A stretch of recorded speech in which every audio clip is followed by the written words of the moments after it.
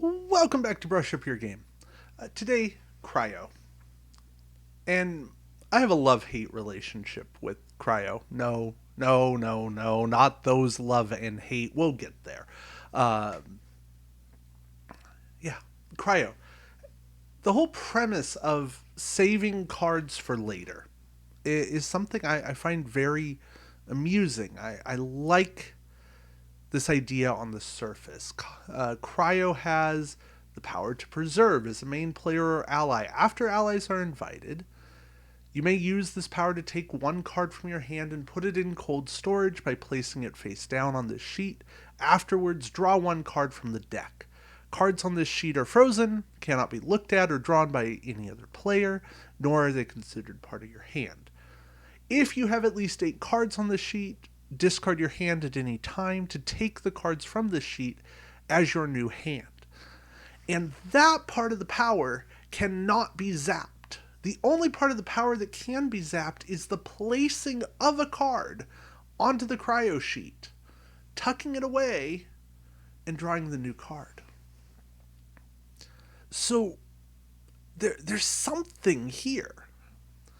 But what challenges me with Cryo is that I have to make a choice. And I have to choose between using my good cards now or tucking them away for a hand that may or may not ever happen. And if it does, if that hand comes to fruition, everybody knows that I have this amazing hand, or so they think, and they're going to target that hand. And I suppose that's the very cosmic nature of Cryo. It is the double bluff power, because maybe the most natural thing for you to do if you were playing Cryo would be to sweep bad cards away. Sweep cards under the rug. Get rid of that 6, that 8, that 10. Negotiates because you have 4 of them and you don't need 4 of them. And you just want to cycle to get to that new hand as fast as possible. And it's not even about getting to the new Cryo hand. It's about getting to a new normal hand, because I don't have any attack cards or encounter cards, and I'd be perfectly happy just to get a new hand. And when I get close to that new hand, then I'll save a flare or an artifact. I'll tuck those kind of cards away near the end, because that's the moment that I don't want those cards going into the discard pile where somebody else might be able to pick them up.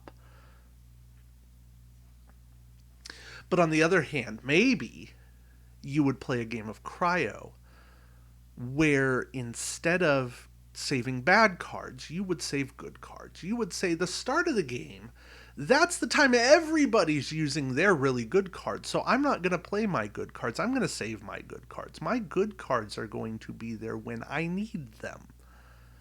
And when I need them, well, let's hope that 8 offensive encounters, defensive encounters to me, or times I happen to have been invited to be an ally, have come.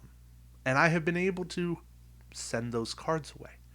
I want the game to go long. I am willing to go on defense to draw a new card, to get myself 1/8 of the way, 12.5% of the way closer to a new hand. That is what Cryo is all about. Cryo is incentivizing defensive alliances, because maybe it's defense or nothing. And maybe you have to be somebody politicking to get that defensive invitation. You have to sit there and say, hey, Joe, I'll help you on defense. I don't care if it's a hopeless cause. I'll send 1 ship. Yes, I get to use my power, but I'll send a ship. Or I'll even send 4. You have to take that chance. Those are the moments that you have to play. That's the table talk of Cosmic. So, turning it around, how do you shut down Cryo? Well, you don't invite Cryo. And I know I've kind of been talking about that, but Cryo depends on alliances. Sure, Cryo can get 2 cards frozen if they win their first encounter. They get that second encounter. They can get defensive. They're the times when they're the defensive player.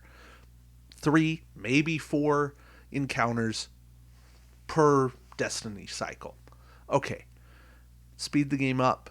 Make negotiations happen. Negotiate with Cryo. Cryo probably doesn't want to negotiate, but negotiate with Cryo if it happens. Beat Cryo down if you have to. I mean, these are kind of normal strategies, but do not throw out the phrase, hey, I'll take anyone as an ally. That's an open invitation to Cryo that says, hey, you get to use your power. You get to be more powerful.